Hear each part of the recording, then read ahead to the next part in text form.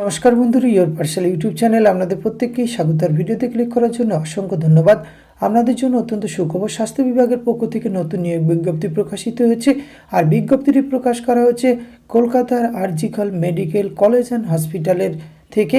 এখানে 21টি ডিপার্টমেন্টে প্রচুর শূন্য পদে নিয়োগের বিজ্ঞপ্তি প্রকাশিত হয়েছে। আপনারা পশ্চিমবঙ্গের 23টি জেলার থেকে যে কোনো যোগ্য চাকরি প্রার্থীরা এখানে আবেদন করতে পারবেন।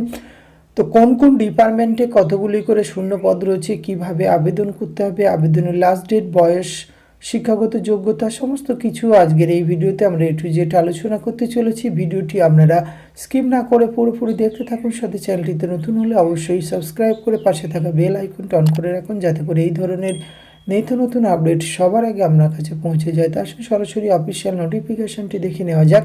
স্ক্রিনে অফিসিয়াল নোটিফিকেশনটি দেখতে পাচ্ছেন, এটি প্রকাশ করা হয়েছে government of West Bengal principal RG Kar medical college and হসপিটালের পক্ষ থেকে 28/12/2024 লেটেস্ট নোটিফিকেশান প্রকাশিত হয়েছে। আর এখানে 84 পোস্ট রয়েছে, অর্থাৎ 21টি ডিপার্টমেন্ট মিলে 84টি শূন্যপদ রয়েছে, যেখানে আপনারা আবেদন করতে পারবেন।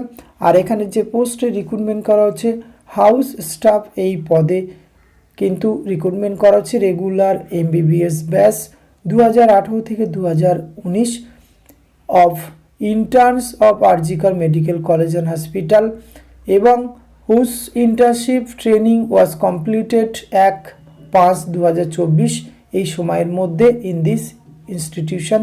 তারা কিন্তু এখানে নির্দিষ্ট সময়ের মধ্যে আবেদন করতে পারবেন। Application form in duplicate will be available from the student section of the college.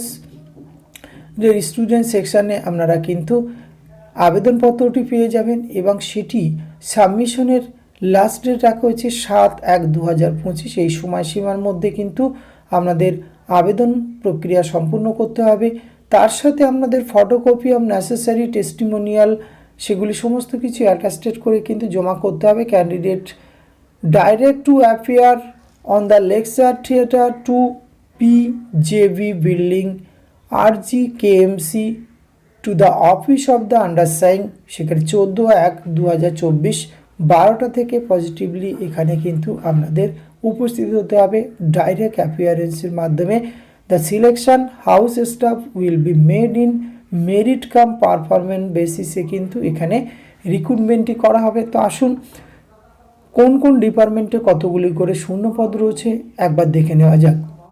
প্রথম যে ডিপার্টমেন্টে রিক্রুটমেন্ট করা হচ্ছে জেনারেল মেডিসিন, এক্ষেত্রে 11টি শূন্য পদ রয়েছে। কার্ডিওলজি 2টি, অর্থোপেডিক্স 4টি, CTVS 3টি, চেস্ট মেডিসিন 2টি, ট্রাউমা কেয়ার সেন্টার 11টি, PMR 1টি, অ্যান্ড সাইকিয়াট্রি 3টি, ডার্মাটোলজি 2টি শূন্য পদ রয়েছে, নিউরো মেডিসিন 4টে, অ্যানেস্থেসিওলজি 3টি এবং প্লাস্টিক সার্জারি 3টি, ইউরো সার্জারি 2টি শূন্যপদ রয়েছে, নিউরো সার্জারি 3টি, পেডিয়াট্রিক সার্জারি 4টি, ENT 1টি এবং পেডিয়াট্রিক মেডিসিন 6টি এবং গ্যাস্ট্রোলজি 4টি, জেনারেল এমার্জেন্সি 7টি শূন্যপদ, জেনারেল এমার্জেন্সি ওয়ার্ড 7টি এবং রেডিওলজি 1টি, মোট 84টি কিন্তু শূন্যপদ রয়েছে।